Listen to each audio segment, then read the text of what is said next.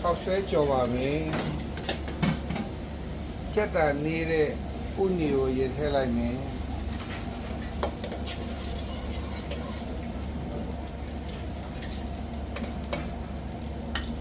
ကျက်စင်တာထည့်ပါမယ်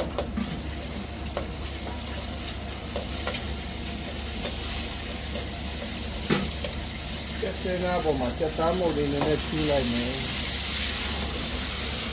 မီးလောင်မီးတော့ရနော်နည်းနည်းလေးအောင်လို့ပေါ်ပြီးထည့်ပါမယ်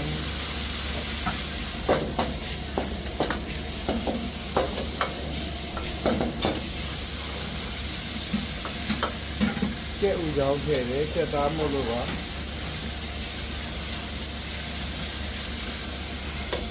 ကျက်ဥထည့်မယ်ကျက်ဥထဲမှာရတာရှိအောင်ကျက်ဥရတာမရှိမှဆိုလို့စားလေးနှောင်းဖြူပါလေ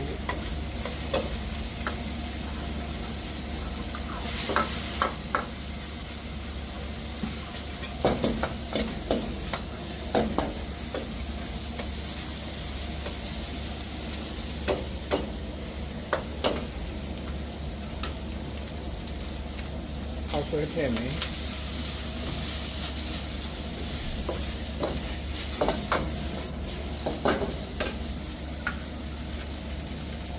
ကျူးစီနဲ့ခဲငန်းကြရီဆက်ထားတာ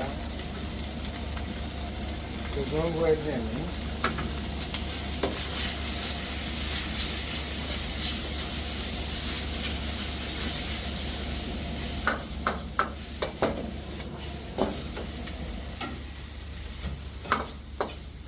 ချက်ထုံပြူမထည့်လိုက်နော်။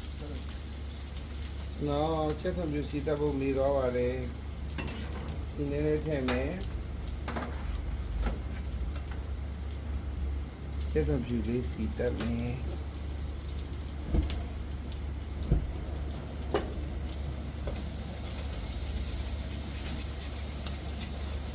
ချက်ထုံပြူလေးစီမွေးအောင်တက်ပါမယ်။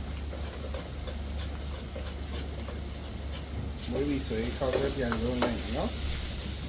ပြီးပြီဆိုရင်ကျွန်တော်တို့ကတော့ဒီဥစ္စာဒီတစ်ခွက်ထည့်ပြီးကြော်ပါတယ်ဒီကြော်လေးကိုလမ်းမတော်မှာ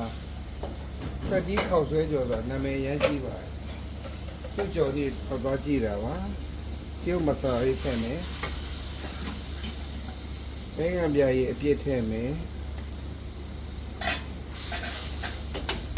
ဒါရတာလေးချက်မီးပေးပါအုပ်ဆောင်အုပ်မယ်နော်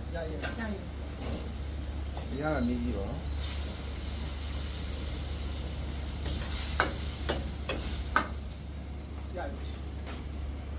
အုပ်ဆောင်လေးခဏအုပ်မယ်နော်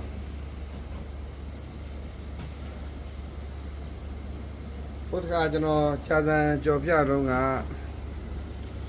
ရေထည့်ပြီးဒီလိုအုပ်ဆောင်နဲ့အုပ်တာကိုကျွန်တော်ကိုကြော်နီးမားတယ်ဆိုပြီးပြောတဲ့လူတွေရှိပါတယ်နော်ကိုယ်တဘောပါကိုယ်ဆိုင်နဲ့ကိုကြော်ပါနော်ကျွန်တော်ကြော်တာတော့ဒီလိုကြော်တယ်ကြိုက်ရင်လိုက်ကြော်ပါမကြိုက်ရင်မကြော်နဲ့ပေါ့ဗျာကိုတိတာလေးကိုမျှဝေတာဖြစ်ပါတယ်အဆင်ပြေလှုပ်စားပါနော်ထားထည့်မယ်ပြုံးနေနဲ့ကြက်တော်မိတ်ထည့်မယ်မြေကောင်းအမဲထည့်မယ်စီမွေးထည့်မယ်နန်းစီမွေး sesame oil လို့ခေါ်ပါတယ်ထည့်မယ်ရပါပြီဒီနည်းနဲ့ပြင်းပြင်းလုပ်ပြီးတော့ပူပူလေးစားအောင်လုပ်လိုက်ပါဦးမယ်ရပါပြီဒါကျွန်တော်ကြော်တဲ့ခောက်ဆွဲကြော်စတိုင်ပါနော်တချို့ကလည်းဒီထဲ66ကြော်တယ်ကျွန်တော်ကတော့ခုနသိတဲ့အတိုင်း